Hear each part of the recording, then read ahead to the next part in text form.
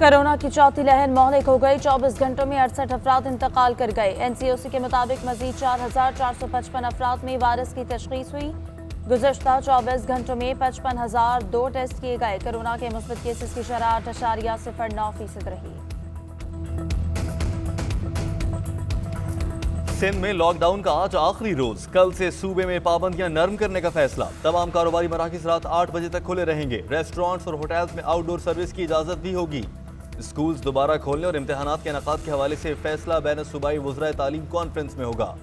कराची और हैदराबाद समेत ज्यादा केसेस वाले 13 शहरों में सख्त SOPs का इत्तलाक होगा।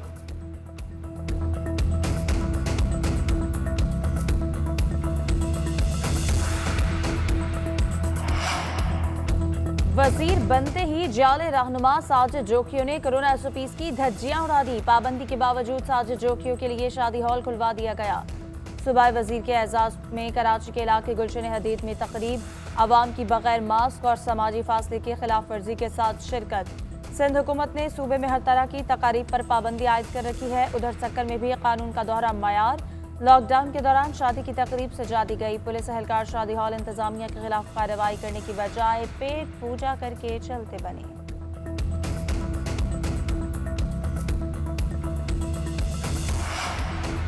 ANP के मकतूल रहनुमा उबैदुल्ला कासी के 5 अगवाकार हलाक। पशीन में पुलिस ने कार्रवाई की तो दहशतगर्दों ने फायरिंग कर दी। जवाबी कार्रवाई में 5 मारे गए। पुलिस के मुताबिक अगवाकार ANP के मकतूल रहनुमा उबैदुल्ला कासी के कत्ल में बराह रास्त मुलव्विस थे। 5 की शनाख्त हो चुकी है। मुल्जिमान के अड्डे से असलहा और दस्ती बम भी बरामद हुए।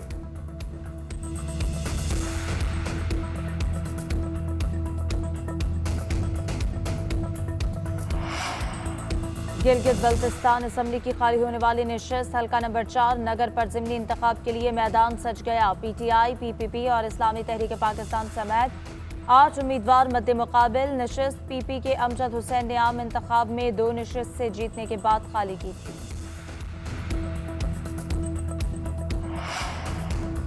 सरदार सनाउल्लाह जहरी और अब्दुल कादिर बलोच का पीपल्स पार्टी में शमूलियत का फैसला। Chairman Peoples Party Bilawal Bhutto आज एक रोजा दौरे पर कोयटा जाएंगे।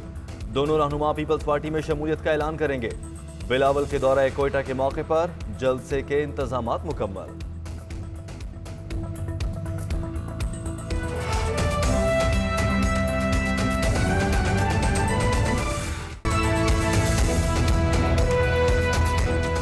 अस्सलामुअलैकुम, आप देख रहे हैं GNN। मैं हूं ताहिर शब्बीर। मैं हूं हिफ्सा इम्तियाज और इस बुलेटिन में मोहम्मद अकबर बाजवा भी हमारे साथ मौजूद होंगे। बुलेटिन के आगाज में आपको बताएं कि कोरोना वायरस की चौथी लहर की हलाकत खेजियां जारी। 24 घंटे में 68 मरीज जिंदगी की बाजी हार गए। मुस्बत केसेस की शरह 8.09% रिकॉर्ड की गई। लाहौर में शरह 9% तक पहुँच गई। जी हाँ, NCOC के आज़ादोशुमार के मुताबिक गुज़श्ता 24 घंटों के दौरान पाकिस्तान भर में 55,000 अफराद के टेस्ट किए गए, जिनमें से 4,455 अफराद में वायरस पाया गया। पाकिस्तान में मुस्बत केसेस की शरह 8.09% रिकॉर्ड की गई, जबकि 68 मरीज जिंदगी की बाजी हार गए।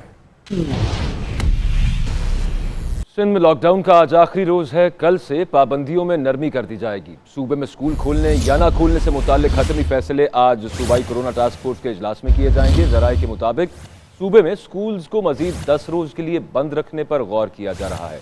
NCOC की जानिब से हुकूमत सिंध को कारोबार के औकात कार रात 8 बजे तक रखने की तजवीज़ भी दी गई है।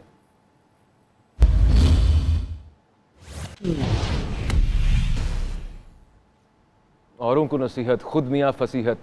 सिंध हुकूमत इस मुहावरे पर पूरा उतर रही है। PP रहनुमा साजिद जोखियों के सूबाई वजीर बनने की खुशी में एक जश्न का एहतमाम किया गया और SOPs की वहां धज्जियां उड़ाई गईं।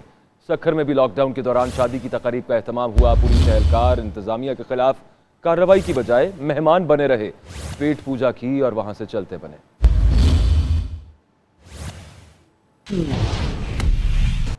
आज NCOC की तश्कील के 500 दिन मुकम्मल हो गए। सरबराह NCOC असद उमर ने डॉक्यूमेंट्री शेयर कर दी। उन्होंने कहा कि दस्तावेजी फिल्म में वो तमाम पहलू उजागर किए गए हैं जिन पर काम करके पाकिस्तानी कौम ने कोरोना का मुकाबला किया और दुनिया से पज़िराई हासिल की। जी हाँ, कोरोना वायरस से लड़ने के लिए, इंतजामी मामलात को संभालने के लिए और पूरी कौम की सूरत हाल को देखते हुए NCOC का क़याम अमल में लाया गया था, जिसकी सरबराही असद उमर कर रहे हैं। NCOC के क़याम को अमल में लाए 500 दिन मुकम्मल हो गए हैं और इस बीच कई अहम इजलास हुए, कई हसास सूरत हाल पर मुल्क के बड़े सर जोड़ कर बैठे और बड़े बड़े फैसले किए गए। आज NCOC को बनाए गए 500 दिन मुकम्मल हुए हैं, जिस पर एक डॉक्यूमेंट्री तैयार की गई है, जिसे असद उमर ने ट्विटर पर जारी किया।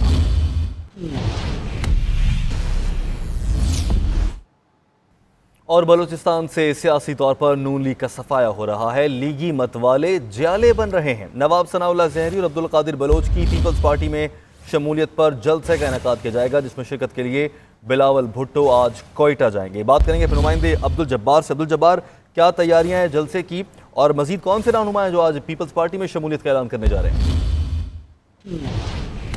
जी बिल्कुल, आज जो है पाकिस्तान पीपल्स पार्टी में बलूचिस्तान की तारीख में जो है सबसे बड़ी यहाँ पर तब्दीली आ रही है, जिसके तहत जो है मुस्लिम लीग नून से यहाँ पर जो मुस्लिम लीग नून में सूबाई वज़रा समेत जो है वज़ीर आला बलूचिस्तान नवाब सनाउल्लाह ज़हरी, रिटायर्ड जनरल कादिर बलोच समेत जो है दीगर अहम शख्सियात जो है आज पाकिस्तान पीपल्स पार्टी में शमूलियत कर रहे हैं, जिसके लिए कोयटा के जो है शहर में जो है तकरीब का इनेकाद किया गया, जिसमें पीपल्स पार्टी के चेयरमैन बिलावल भुट्टो जरदारी और मुराद अली शाह वज़ीर आला सिंध वहाँ पर आकर जो है तकरीब से खिताब भी करेंगे। इस वक्त जो है तैयारियों का सिलसिला तमाम मुकम्मल कर लिया गया है और यहाँ पर जियालों के आमद का सिलसिला भी जारी है। पिंडाल भी सज गया है और इसके साथ साथ सिक्योरिटी की भी इंतहाई सख्त इकदाम किए जा रहे हैं। जहाँ तक शमूलियत की बात की जाए तो शमूलियत करने वालों में जो है मुस्लिम लीग नून के जो है जो सूबाई वज़रा और उनके अराकीन की काफ़ी बड़ी तादाद है। जनरल कादिर अब्दुल कादिर समेत जो है अहम शख्सियात यहाँ पर शमूलियत कर रहे हैं, जबकि बलूचिस्तान नेशनल पार्टी से साबिक जो उनके रहनुमा थे सीनियर रहनुमा इमरान बंगुलजई और नेशनल पार्टी के जो है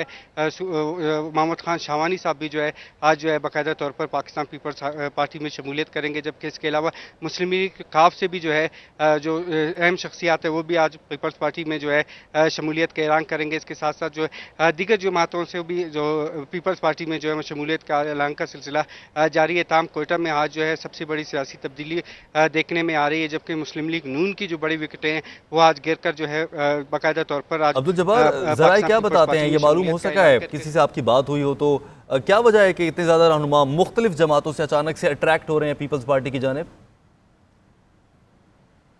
देखिए यहाँ पर सियासी सूरत हाल उस वक़्त यहाँ पर तब्दीली का उनको सामना करना पड़ा जब 2020 में जो PDM की जानिब से यहाँ पर जो तहरीक शुरू की गई थी हुकूमत के ख़िलाफ़, वहाँ पर जो है जिसके बाद जो है यहाँ पर जो PDM में जो है दरारें पैदा हो गई थी। उसके बाद पाकिस्तान जो मुस्लिम लीग नून है उससे खुसूसी जो साबिक वज़ीर आला बलूचिस्तान नवाब सनाउल्लाह ज़हरी ने जो है बाकायदा तौर पर रद्दगी का ऐलान कर दिया था, जिसके बाद जो है ये सिलसिला बढ़ता हुआ जो है उसके साथ साथ जो साबिक गवर्नर बलूचिस्तान है रिटायर अब्दुल कादिर बलोच और उसके साथ साथ जो दीगर सियासी जमातों से वो भी जो है इस काफिले का साथ शामिल रहे और इसी तरह पाकिस्तान पीपल्स पार्टी में शमूलियत का ऐलान कर दिया है। मुस्लिम पाकिस्तान पीपल्स पार्टी के आसिफ अली जरदारी ने जो है बाकायदा तौर पर नवाब सनाउल्लाह ज़हरी और जनरल कादिर रिटायर से जो है बाकायदा तौर पर मुलाकातें की और उसमें शमूलियत का दावत दिया था, जिसके बाद जो है उन्होंने शमूलियत का दावत कबूल करते हुए आज बाकायदा तौर पर यहाँ पर शमूलियत का जो है ऐलान करेंगे और इस हवाले से जो है तमाम जो तैयारियाँ वो भी मुकम्मल कर ली गई है। और इसके साथ साथ जो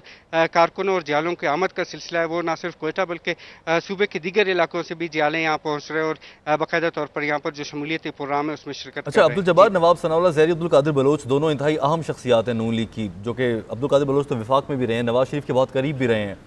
इनके इस तरह से नून लीग छोड़कर पीपल्स पार्टी में शमूलियत पर अवामी राय क्या पाई जाती है, कैसा रद्द-ए-अमल है?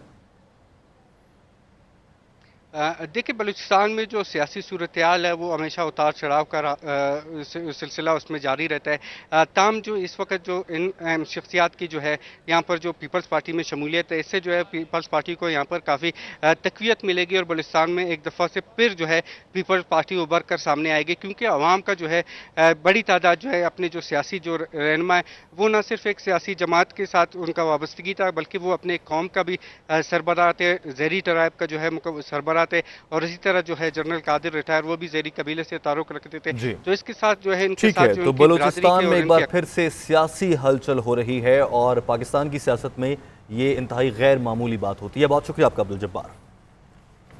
आगे बढ़े कुछ बात करें महंगाई की। मुल्क भर में महंगाई का जन बेकाबू है। लाहौर और इस्लामाबाद के सस्ते बाजारों में भी शहरी महंगाई की दुहाई दे रहे हैं। इतवार बाजार में मेथी 180 रुपये किलो है, टिंडे 145, जबकि लहसुन 120 रुपये किलो में फरोख्त होने लगे हैं। और इसी तरह फलों की कीमतों को भी पर लगे हुए हैं। आपको बताएं कि मुल्क में महंगाई का राज बरकरार है। इंतजामिया के दावे जो हैं वो धरे के धरे रह गए हैं और शहरी दुहाइयाँ दे रहे हैं। चीज़ें दिन ब दिन अशिया खुरनोश की कीमतें जो है वो महंगी होती जा रही हैं। रोज़मर्रा की अशिया आम आदमी के पहुंच से बाहर हो गई हैं। जी हाँ, गुज़श्ता रोज़ ही इदारे शुमारियात की जानिब से महंगाई से मुतालिक जो आदाद शुमार सामने आए, उनके मुताबिक पाकिस्तान में सिर्फ एक हफ्ते के दौरान ही महंगाई की शरह में इजाफा देखा गया और मुख्तलिफ अशिया, जिनमें से कम 20 से 21 ऐसी रोज़मर्रा इस्तेमाल की अशिया हैं जो सिर्फ और सिर्फ 7 दिन गुजरने में इतनी महंगी हो गई कि एक आम आदमी की पहुँच से बाहर होने लग गई हैं। इसी पर बात कर लेते हैं। लाहौर और इस्लामाबाद से हमारे नुमाइंदगान ने हमें ज्वाइन किया है, उनसे बात करते हैं। पहले रुख कर लेते हैं शहर इक़्तिदार इस्लामाबाद का, जहाँ पर ज़ारा काजी मौजूद हैं। ज़ारा, क्या देखा जा रहा है इस्लामाबाद में, महंगाई का रुझान कैसा है, इस पर आवाम क्या कहते हैं? इतवार का दिन है, इतवार बाज़ारों में आमतौर पर इतवार के रोज़ लोग आते हैं शॉपिंग के लिए। जी, इतवार बाज़ार में रश तो मामूल के मुताबिक है, लेकिन यहाँ पर आए लोग यही गिला कर रहे हैं कि यहाँ पर भी हमें कोई रिलीफ नहीं मिल रहा है। हमने देखा था कि ईद से पहले जो टमाटरों की कीमत बढ़ी थी तो वो अभी तक कम नहीं हो सकी है। 92 रुपये फ़ी किलो के हिसाब से यहाँ पर टमाटर फ़रोख्त किए जा रहे हैं। इसी तरह जो अदरक की कीमत है वो भी 328 रुपये फ़ी किलो के हिसाब से यहाँ पर जो है अदरक फ़रोख्त किया जा रहा है। मटर जो है 200 रुपये फ़ी किलो के हिसाब से फ़रोख्त किया जा रहा है। तो जितनी भी सब्जियां हैं उनकी कीमतें आम आदमी की क़ुव्वत ख़रीद से बाहर हो गई हैं और लोग यही कह रहे हैं कि हम इतवार बाज़ार में आते हैं तो हमारी कोशिश यही होती है कि पूरे हफ्ते का राशन लेकर जाएं, लेकिन यहाँ पर आकर भी हमें कोई ऐसा रिलीफ नहीं नज़र आ रहा जिसकी वजह से हम कह सकें कि हमारा जो यहाँ पर आना है वो सूदमंद रहा है। बहरहाल जो अगर सब्जियों के अलावा फलों की बात की जाए तो फल जो है वो भी यहाँ पर उनकी कीमतें आसमान को छू रही हैं और आम तबका जो है, मतवसत तबका जो है, उसकी क़ुव्वत ख़रीद में नहीं रहा कि वो फल फ्रूट जो है वो ख़रीद सके। यहाँ पर जो केला है वो 140 रुपये फ़ी दर्जन के हिसाब से फ़रोख्त किया जा रहा है। इसी तरह जो आम है वो 220 रुपये किलो के हिसाब से फ़रोख्त किया जा रहा है। तो लोगों का ये कहना है कि हम सब्जियां ख़रीदें या फल ख़रीदें, ये फ़ैसला करना काफ़ी मुश्किल हो चुका है। जी ठीक है ज़ारा, साथ ही रहिएगा। लाहौर की सूरत हाल जान लेते हैं शाहिद हनीफ से। शाहिद हनीफ, बताइएगा, आमतौर पर इतवार बाज़ार का जो मकसद है वो इसलिए है ताकि लोगों को जो आम अशिया हैं, रोज़मर्रा की अशिया हैं, वो सस्ते दामों में मिल जाती हैं। आप क्या बताएंगे, आज इतवार का दिन है, लाहौर में जहाँ पे भी इतवार बाज़ार का इनेकाद किया गया है, यहाँ पर कीमतों में कितना फ़र्क है या फिर वही कीमतें हैं जो महंगाई की जो बातें कर रही हैं, कीमतें आसमान से, क्या ज़्यादा है यहाँ पर कीमतें या फिर इतवार बाज़ारों में कुछ रिलीफ है आवाम के लिए? अजीर टाउनशिप मॉडल बाज़ार में मौजूद हूँ, जहाँ जो है 14 अगस्त की मुनासबत से बाज़ार को सजाया भी गया है और रिलीफ देने की कोशिश की गई है ज़िला इंतज़ामिया की तरफ से अवाम को। लेकिन DC रेट के मुताबिक जो भी अवाम मुतमिन नज़र नहीं आते। उनका कहना है कि यहाँ पे महंगे दाम में हर चीज़ फ़रोख्त की जा रही है। आलू की बात करें तो यहाँ पे 50 रुपये किलो में फ़रोख्त किए जा रहे हैं। उसके बाद लहसुन जो है 120, मेथी 180 रुपये किलो में फ़रोख्त की जा रही है और लीमू देसी जो है वो 110 रुपये में। ओपन मार्केट में इससे भी ज़्यादा रेट है और जो ज़्यादा पब्लिक है वो जो है अपना शॉपिंग जो करते हैं वो ओपन मार्केट से ही करते हैं। बहुत कम तबका है जो मॉडल बाज़ारों में आता है, लेकिन बाहर कोई चेक एंड बैलेंस नज़र नहीं आता। अब मॉडल बाज़ारों को तो ज़िला इंतज़ामिया की तरफ से देख लिया जाता है, लेकिन ओपन मार्केट में जो इंतज़ामिया की कोई तवज्जो नज़र नहीं आती। इसी तरह सेब की बात करें तो सेब जो है वो 140 रुपये किलो में फ़रोख्त किया जा रहा है। आम चौंसा जो है 125 में और जो फलों का बादशाह कहा जाता है जिसे अनवर रटोल जो अच्छी किस्म है आम की, वो 125 रुपये किलो में फ़रोख्त किया जा रहा है। इसी तरह आड़ू जो है वो 150 रुपये किलो में। और जो गवर्नमेंट की तरफ से आटा तो पहुंचाया जा रहा है, लेकिन चीनी जो है यहाँ पे नहीं पहुंचाई जा रही और यहाँ पे जो चीनी फ़रोख्त की जा रही है वो जो है 90 रुपये किलो तक जो है फ़रोख्त की जा रही है। अवाम कहती हैं कि इंतज़ामिया की तरफ से कोई रिलीफ नहीं दिया जा रहा। जी ठीक है, शायद साथ रहेगा। इस्लामाबाद जाते हैं, ज़ारा काजी मौजूद है। ज़ारा, आप इतवार बाज़ार में मौजूद हैं, यहाँ पर हफ्तावार शॉपिंग के लिए इस्लामाबाद के लोग शॉपिंग के लिए आते हैं और हफ्ते भर की शॉपिंग करते हैं, मगर वहाँ पर ज़ारा बता रही थी हमें कि उन्हें भी मुश्किलात का सामना है और शहरी ये गिला करते नज़र आते हैं कि रिलीफ के हुकूमत दावे तो बहुत करती है मगर अशिया ज़रूरी जो हर घर की रोज़मर्रा की ज़रूरत हैं वो भी आवाम की पहुँच से बाहर। हमारे नुमाइंदगान हमें अपडेट कर रहे थे। आप दोनों का बहुत शुक्रिया।